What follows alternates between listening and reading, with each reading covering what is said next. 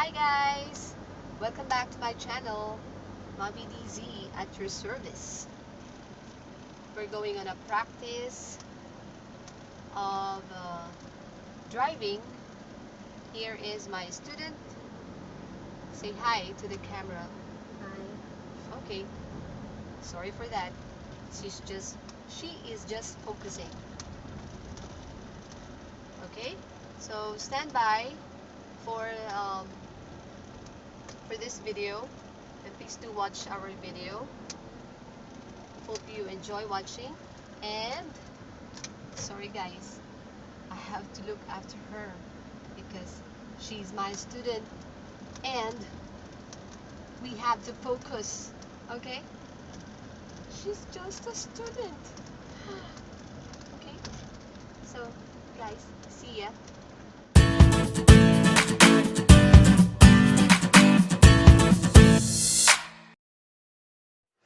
So before you drive for the first time, you should have a training or get a training from a reputable driving school. Attending driver's education classes can help you learn and understand the traffic rules, especially here in the Philippines. It also enhances your skills in various situations like nighttime and rainy weather. Most importantly, after you practice driving with a certified professional, you'll gain the confidence you need to drive smoothly. Tip number 2. Use your signal lights properly. Make sure to turn on your signal lights when you're about to turn, change lanes, back up, or make a U-turn.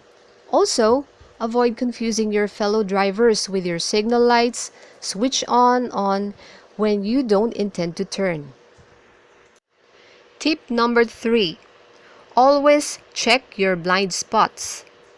Be on the lookout for other vehicles such as motorcycles, scooters, and bicycles.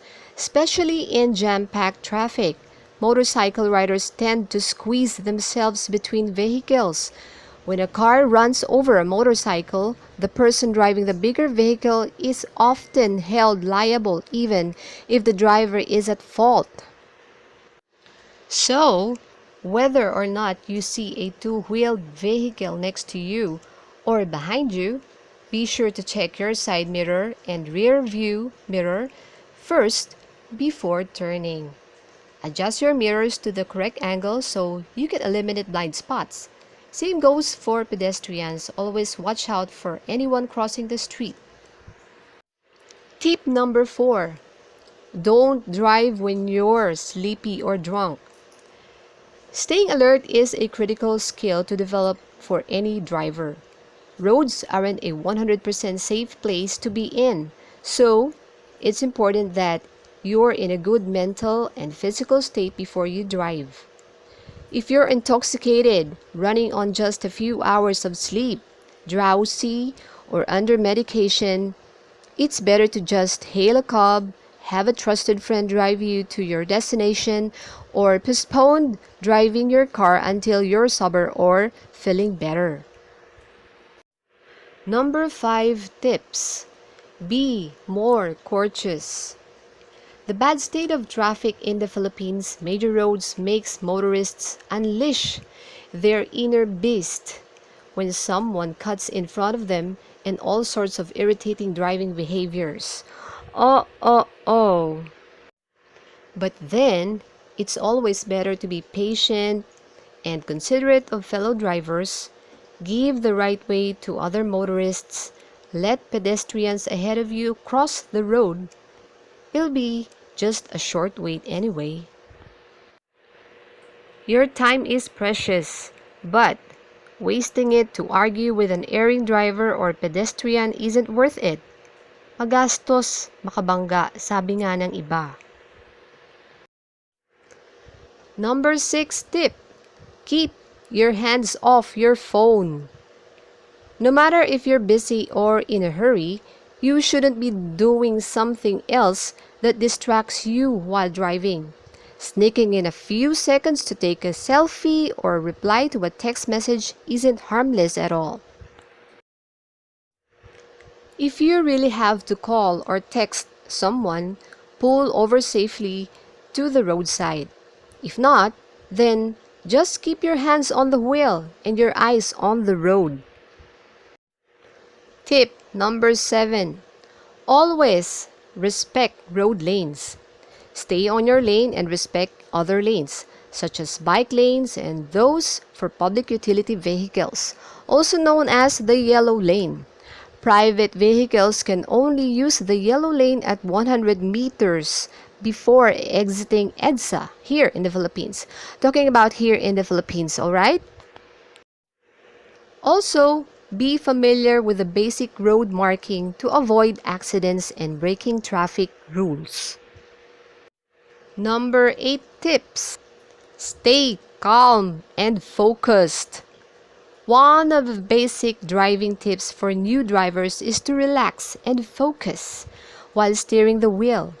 You're likely to make more mistakes if you are too anxious or often overthink the situation.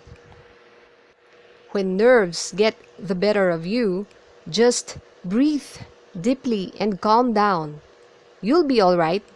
Better yet, get a driving buddy to help calm your nerves on your first few drives. Okay?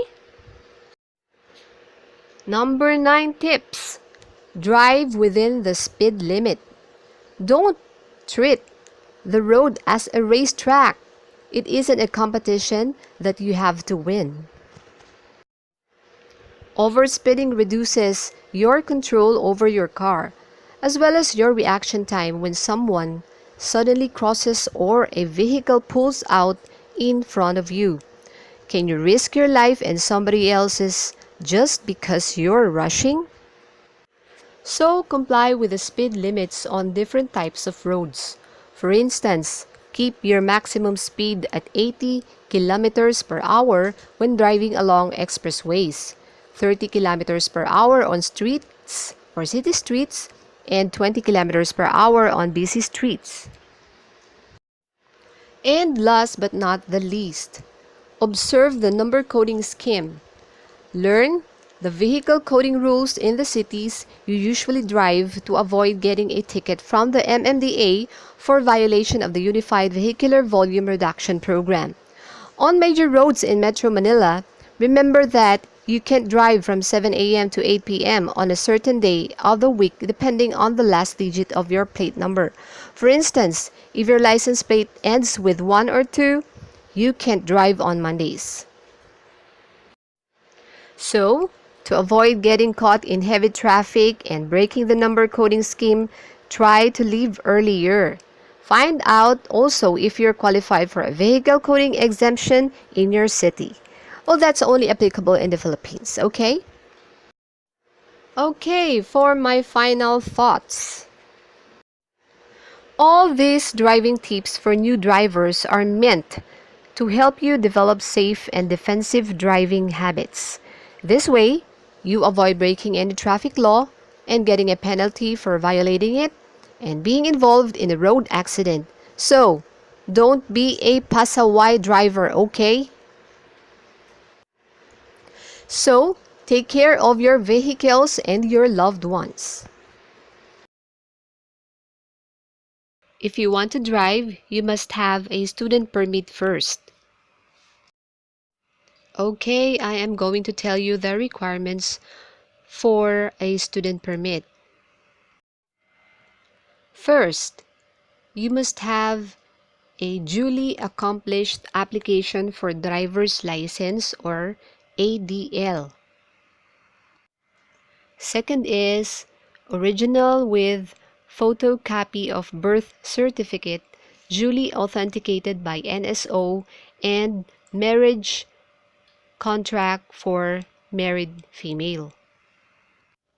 Third is for applicant below 18 years of age, original copy of parental and or guardian's consent with original and photocopy of one valid government-issued identification card containing signature of the consenting parent or guardian. Lastly, Original with photocopy of medical certificate issued by any licensed practicing physician stating that the applicant is physically and mentally fit to operate a motor vehicle or otherwise stating his or her impairment. That's all for today. Hope you enjoyed and have fun driving with us and hoping you learned from my tips. Thanks!